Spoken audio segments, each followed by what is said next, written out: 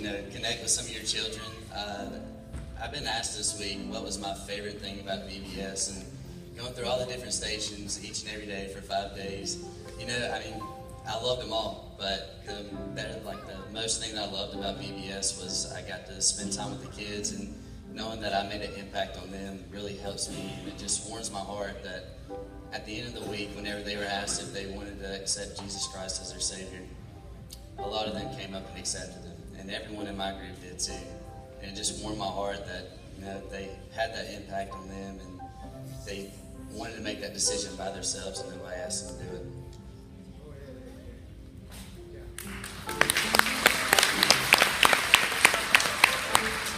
Hello, my name is Keaton, and the past few days, or this week, I have been a helper here at VBS, and let me tell you, it's been amazing. It's everything here, even from kids to helpers. I loved how it was put together. And my first time I came home, I was exhausted. But hey, it's okay to be exhausted because you're supposed to be exhausted. But anyways, the whole point of why I'm saying I'm being exhausted, because it was put to something that was worth much more than anything. It's for them learning to know God, and that's all I have to say.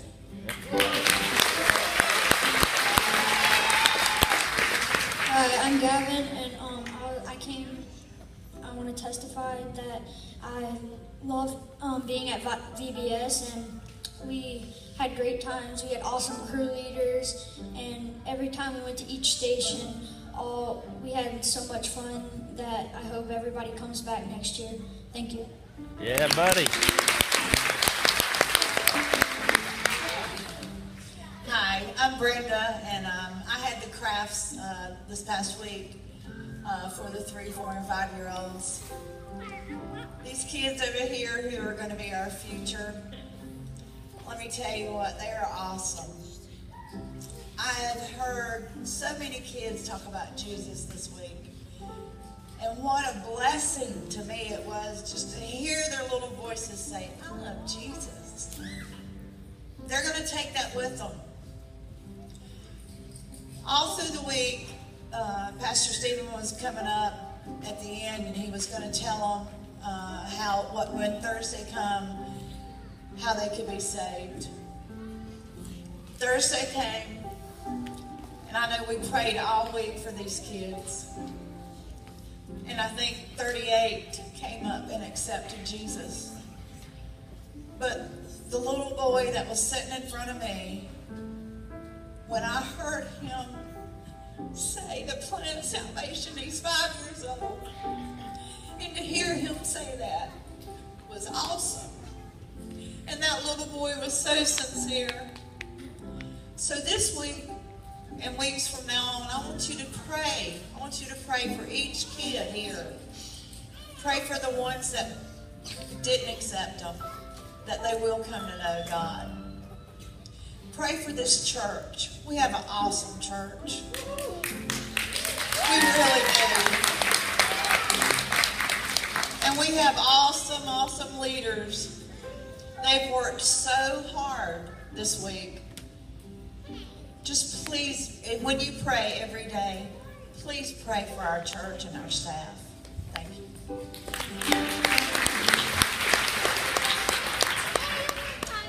Hi, I'm Cheryl, and last year I was a crew leader, and that was an honor in itself. This year they say I was promoted, and I was a station leader over in the Deep Bible Quest, and I had the honor of leading these kids through the stories of the week. And it was just amazing to be a part of. The first thing we talked about was hope. And when I really think about hope, and I think about back in November when we came here, we met here on Sunday mornings, and we prayed. And we prayed that this place would become a place that would honor Him and would glorify Him, and that we would reach places, bring life to dead places. And this was just an empty shell. There was construction going on. And when I look around this week at all the stuff that happened, it just was really overwhelming at times. And it was amazing. We did it. We didn't just do it. We did it right. We did it He's Alive style. And that's all or nothing. There's really no other way for us to do it. And it's just a blessing to be a part of it. And then we talked about courage. And that also, we prayed for people to come. And not only did those people come, these are people who weren't a part of He's Alive Church back in November. But they weren't just here. They were here serving every day, after work, exhausted, smiles, leading their kids in the conversations, helping their kids. It just was amazing to be a part of all of it. And it took courage for some of them. I heard them tell the kids, this was scary for me. This is something I had to step up and do. We also talked about direction. And the thing that really hit me about this week with these kids is you hear them talking when they're not around their parents. They're kind of in a different setting. And the things that I heard them talk about, and God has given them direction, they learned how to hand things over to God. I'm talking about real life things. Things like moving. I'm going to be going to a new school. Things like divorce. My parents just got divorced. Things like cancer. Several kids talked about people that they know that are dealing with cancer. Things like somebody has passed away and I need to know how to move on without that person. And to hear these kids talk about such real things, and they now know that God is going to give them direction. Parents, family, listen to your kids, and they'll talk if you give them the chance. They need you to know how to do that. Know how to give it over to God, because it's a scary thing for them, and they get it.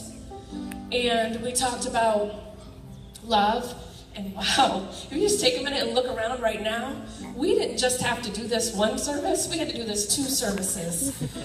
Because of all the love that has gone from this church into it. And I mean, for months and months, people have been pouring their love into VBS, just so that we could see His power at work.